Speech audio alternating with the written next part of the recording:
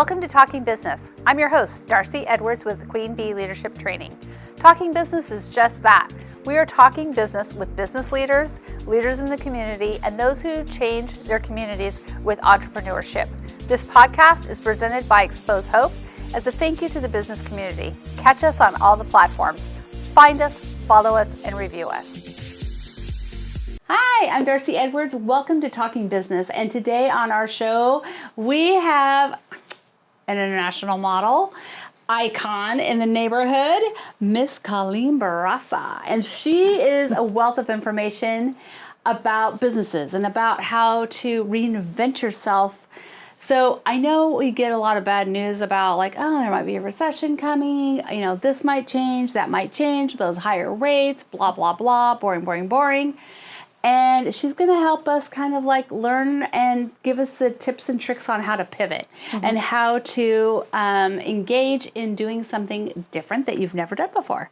So welcome, Colleen. So good to see you. Thank you. I love that you have a beautiful turquoise on, my favorite color. Thank you. Kind of go. So start us off how did you kind of get in the business world and tipping your toe into the world of being an entrepreneur? Well, I started out as an entrepreneur because I was cleaning teachers' houses. Yeah. And that wasn't usual back in the 70s. And I was trying really hard to get into business. And I got a job as a clerk typist. I don't type. And me either. Yes. Yeah. And just going to school and doing different jobs. I work at Cohn Brothers Furniture. I was a customer service person. Oh, I did try to be a lineman for the phone company. And they had interviewed me and said, if you can climb a pole with 35 pounds on you, you can be a lineman. Wrong.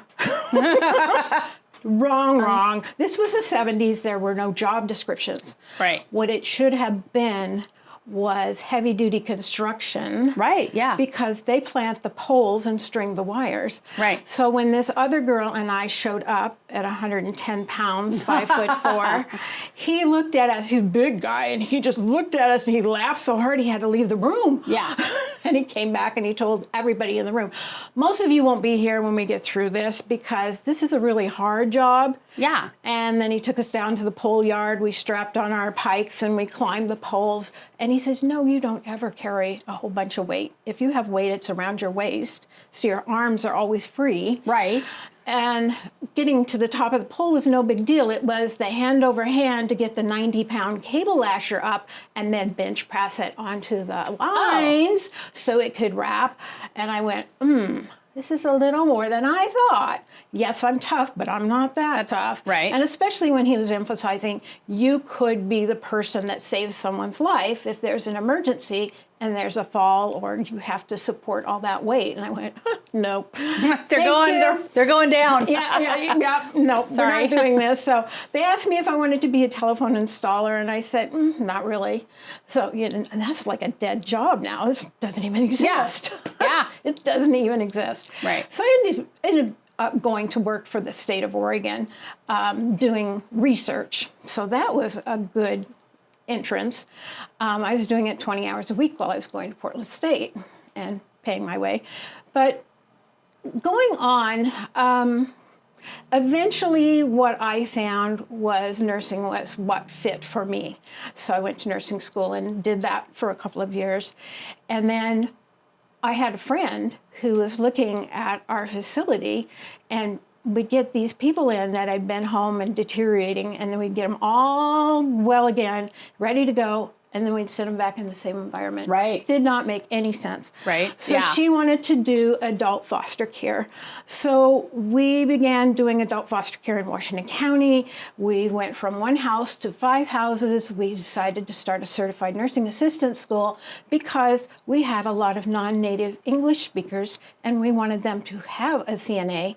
And they didn't have the English skills quite to do it, but they're plenty smart. So we said, okay, we will adapt our school. And we hired an RN to write our program, and we were right up there. And we were teaching the Area Agency on Aging adult foster care program that they had. And it was basically 18 hours of spray and pray, and then you were supposed to know everything and be able to go do adult foster care. Not so much. Right. So we did that, and I was doing that for 7 years. I was on call 24/7, 365, and it was a lot of work. We had 25 patients, we had 18 staff, and finally I just went, okay, I'm done. I don't want to burn out. Right. So it's time to think of something else. And in the meantime, my grandfather had passed away, and there was a little money. So I went back and finished my bachelor's degree. And then I ended up at Standard Insurance as a disability benefits analyst. And while I was there, I was looking at the vocational rehabilitation counselor that did the vocational plan for people. And I thought, oh, that would be really good. And this girl goes, you really like this? And I said, yeah, I do. And she says, well, just talk to Standard. They'll pay your way. Go to get your master's degree in education and counseling and specialize in vocational rehabilitation counseling. Right. And you can get a job doing that here. Well, I did that, but of course, Standard found me more valuable as an analyst, because it takes 2.5 years to train an analyst, whereas a vocational person can come in and in 6 months, they've got the ropes down and they're just good to go. So I thought, okay, they're not going to move me over, but I can go back to the state of Oregon, and I can go back to the VA, and I can be a consultant. Right. And they'll pay me $65 an hour to take on these cases and help people figure out what kind of job they want to do. Because usually vocational rehabilitation is when there's been an injury. Right. And they can no longer do what they were doing, so they have to figure out their life from here. Right. And you don't realize when you lose your job how many things you lose. You lose your friends, you lose your social circle, all of that. So it's a big deal. And I had a lot of fun doing that. I had some really good outcomes. Right. I had a lady that had carpal tunnel syndrome, and her doctor said, oh, don't even file for workers' comp. No, don't do that. Just go out and we'll get you all fixed up. You'll be back in no time. 4 surgeries later, Right. not able to type. Yeah. So we talked about what she wanted to do. She had little dachshunds that she raised, but she couldn't possibly give them away or sell them to people that she wasn't sure about. So we thought, okay, that's out.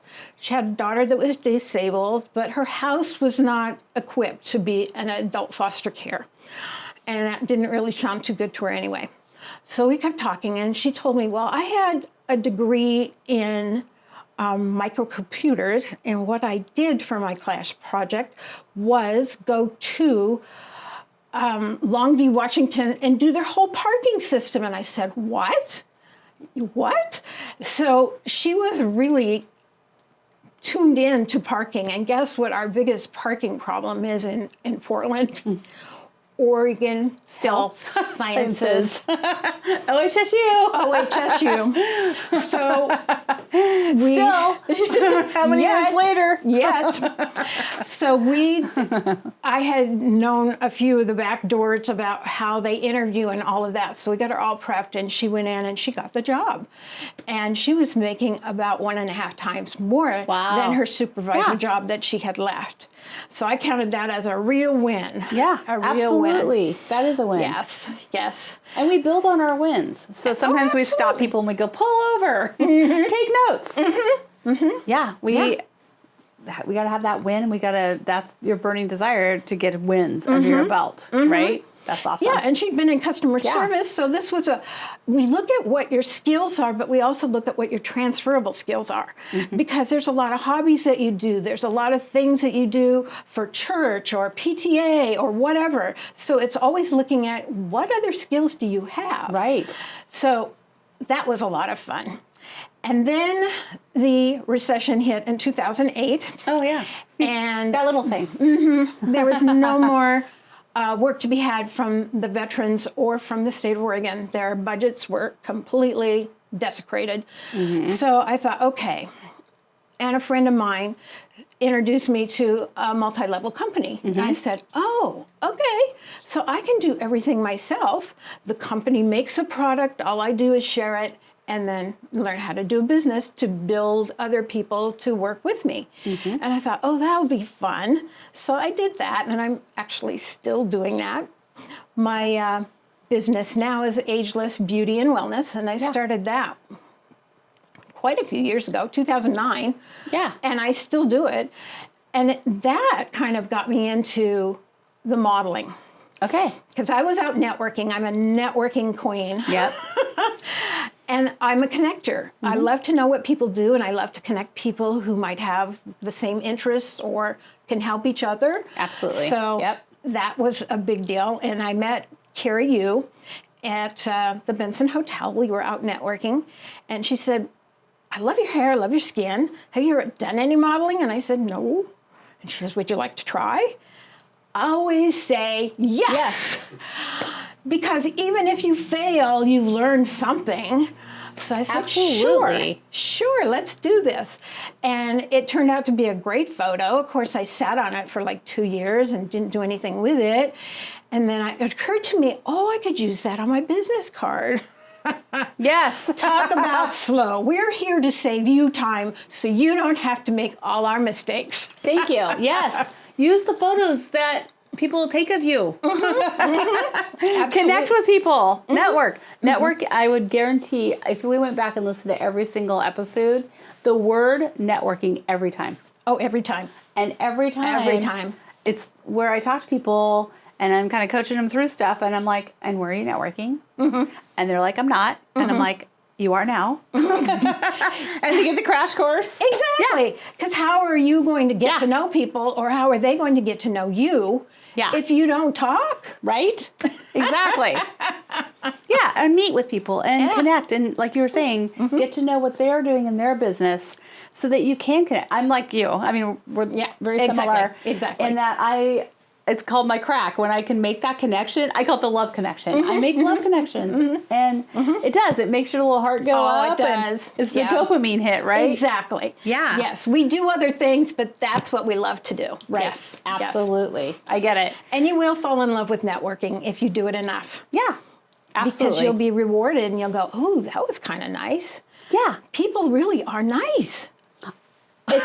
It's amazingly true. I think because we're so jaded by the news and everything that we do, kind of come at things like, I know I've spent the last couple weekends downtown Portland talking to homeless people, and every time I'm really amazed at how incredibly nice and kind, and literally a couple times they were like, is it okay to hug you? And I'm like, yeah, absolutely. And so I think that's the thing, is that people need connection regardless of where they are in life. They need to have somebody that they feel like will come alongside and connect with them and hug them. Even if it's just a chit-chat hug. Oh, sure. Right? Sure. Yeah, because our community has shrunk.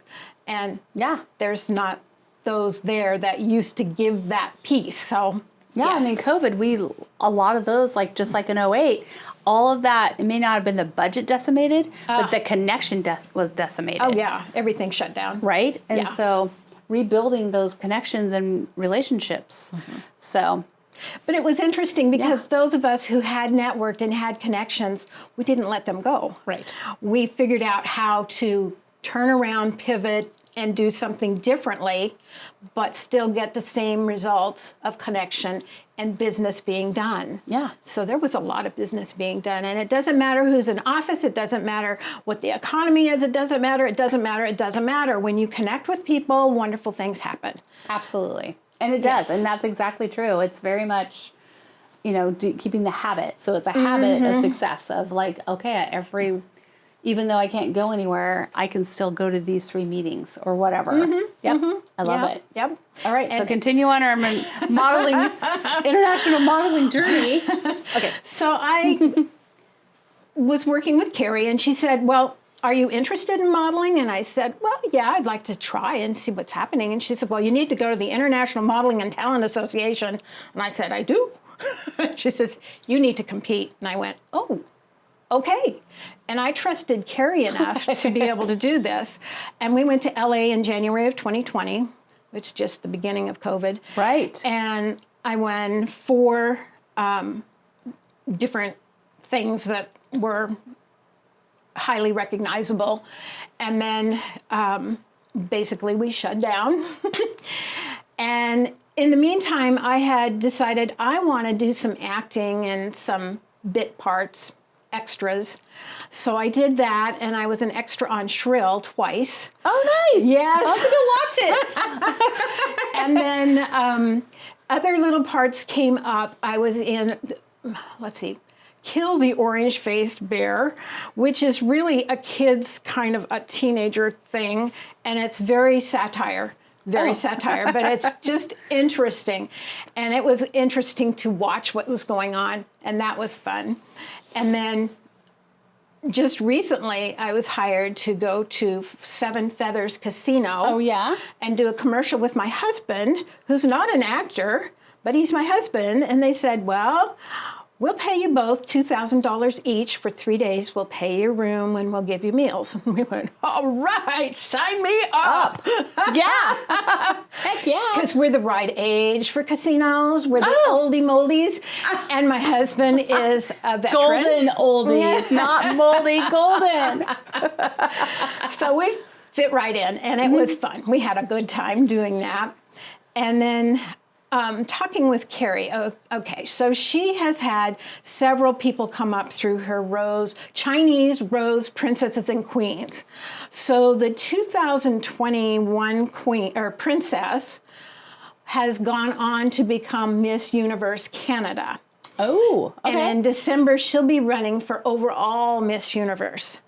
Well, in the meantime, she has done a skincare line and a clothing line, and it's sustainable clothing, all of that. So Carrie has been a part of IMTA, she's been a part of New York Fashion Week, all of that. So she's taking Amelia to New York, and she said, well, you know, if we can get the lady to make a big enough dress for you, you can walk.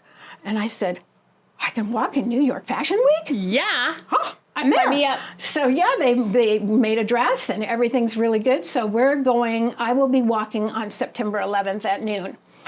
And then on September 12th, we're going to Times Square to do a photo shoot. Oh my gosh, that's so awesome. And what's so great is I've been modeling for Curvy Chic, which is plus size modeling.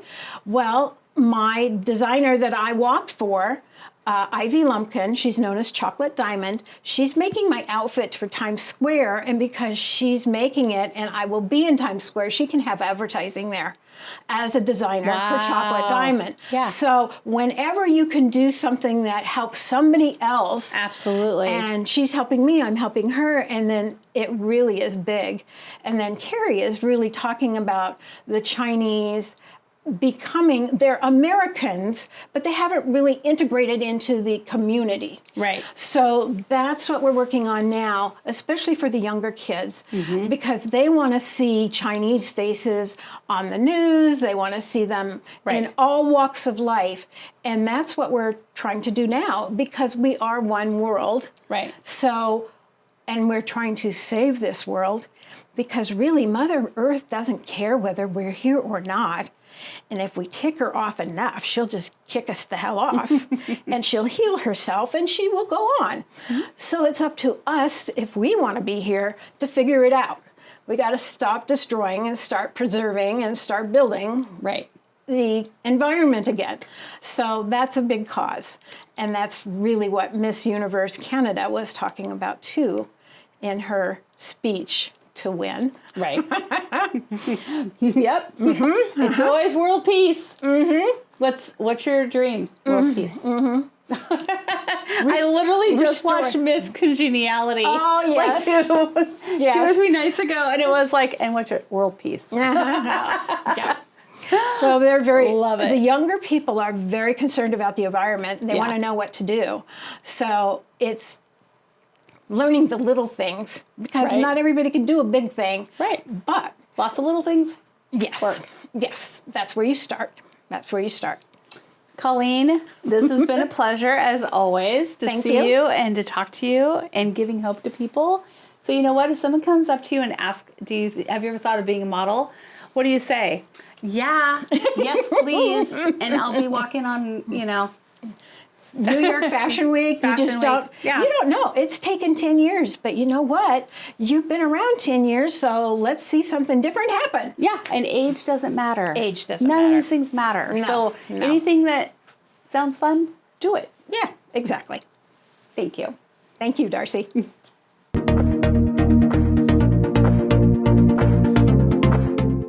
We got a call one night from one of our ladies in the clubs. She told us she had been the victim of having her drink spiked with a date rape drug. It was a horrific experience for her, and she nearly died. So that got us looking into things, and we realized that this had been happening around the Portland metro area a lot. Through our donors, we were able to provide drink test kits to our ladies so that they could test their drinks, and their clubs could also supply those for them. That's your donations at work, so if you'd like to help us keep girls safe, please connect with us at www.xposehope.com. That's xposehope.com/donate. Thank you. Thank you for listening to Talking Business, brought to you by Xpose Hope. We can be found on all of your favorite podcast platforms, YouTube, iTunes, all of them. Also, be sure to like us, share us, and leave a comment. Who do you want to hear from? We want to know.